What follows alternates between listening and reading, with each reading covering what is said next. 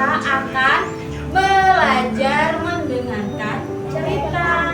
Nama pelajarannya adalah Aloud Reading, membaca dengan keras. Tapi yang membaca hanya Bunda, kalian mendengarkan.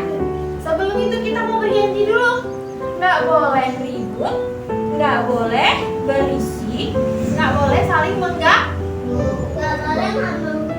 Iya. Coba siapa yang tahu nama-nama jari? Oke, kalau Bunda ajak nyanyi sama-sama bisa ya? Teman-teman, yang ini namanya jari apa? Jempol. Apa kata jari jempol? Sayang kalau belajar nggak boleh mengobrol. Setuju? Ya. Oke, yang ini namanya jari apa? Telunjuk. Apa kata jari kelingking? Sayang kalau belajar tidak keliling-keliling. Janji. Ya, nggak boleh ngobrol, nggak boleh merayu. Sikap rapi. Siap mendengarkan Bunda? Bunda punya buku cerita tentang binatang, burung apa ini? Burung gagak. Apa warnanya burung gagak, teman-teman? Hitam. Kakinya ada berapa? Dua. Kalau jalan bagaimana? Kalau jalan pakai kaki, tapi dia juga bisa terbang karena dia punya sayap. Ya. Iya. Kita akan membaca cerita tentang burung gagak. Burung gagak yang cerdik. Pada suatu hari yang terik, ada seekor burung gagak terbang dengan kelelahan dan sangat kehausan. Ia berusaha mencari air untuk melepas rasa hausnya. Itu adalah hari yang sangat melelahkan buat gagak. Sudah panas, kehausan lagi. Ya, siapa yang pernah ngalamin seperti itu? Enggak, alhamdulillah. Kemudian si gagak mencoba untuk terbang lebih rendah dengan harapan menemukan air. Dan akhirnya, ada air, kata gagak. Gagak berseru girang sambil melihat air pada sebuah teko yang terbuat dari gelas. Iya, ini teko yang terbuat dari kaca atau gelas. Sang gagak pun menghampiri teko gelas tersebut. Akhirnya aku mendapatkan air, katanya gagak. Gagak yang sudah kehausan tidak sabar lagi. Akan tetapi air di dalam teko gelas hanya sedikit. Paruhnya gagak nggak sampai buat masuk ke dalam teko. Aduh, bagaimana aku bisa meminumnya? Kata gagak. Gagaknya jadi sedih. Sudah haus, kepanasan, dapat air nggak bisa diminum. Itu diminum Ya, orang. kita lihat usahanya gagaknya. Andai saja airnya penuh. Kalau airnya penuh, aku pasti bisa minum air di teko ini, kata gagak. Gagak pun resah sambil memandang ke sana kemari atau ke dalam teko gelas yang teramat dalam. Oh tidak, aku harus mencari ide.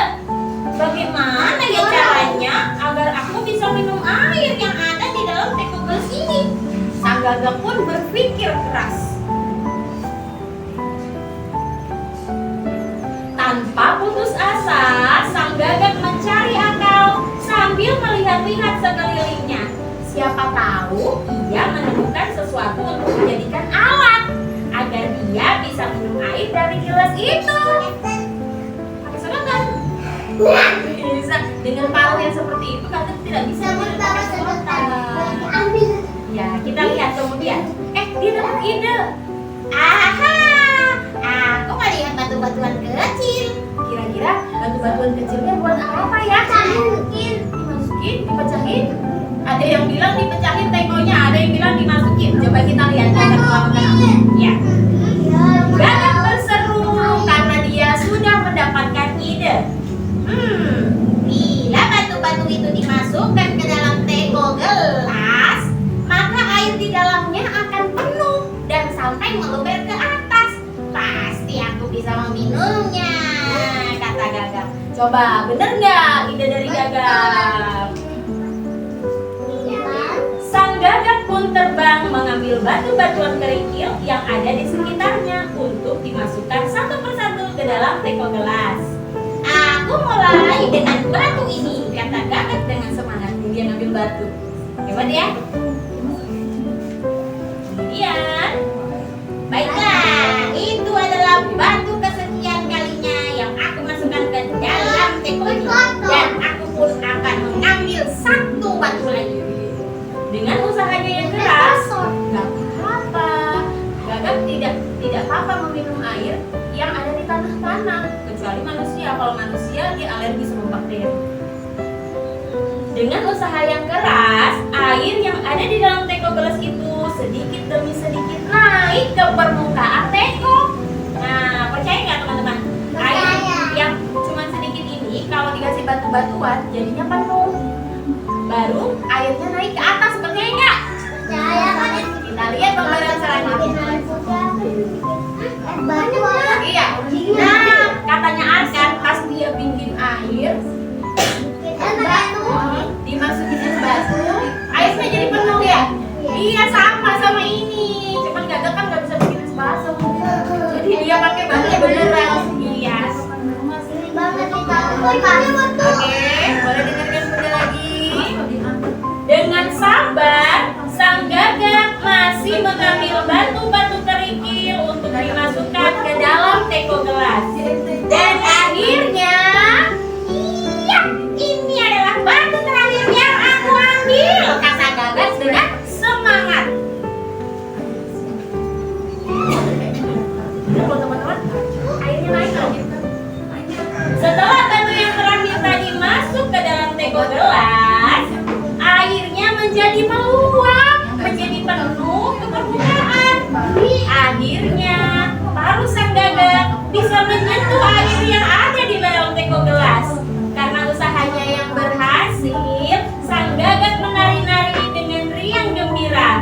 Karena kali ini bisa meminum air yang ada di dalam teko. Airnya segar sekali. Ya. Pada teko gelas itu, sang Gagak masukkan paruhnya ke dalam air yang meluap. Dan mulai kelihatan kan? Oh, jangan begitu Kakak Azat. Sang Gagak memasukkan paruhnya ke dalam air dan bisa meminumnya.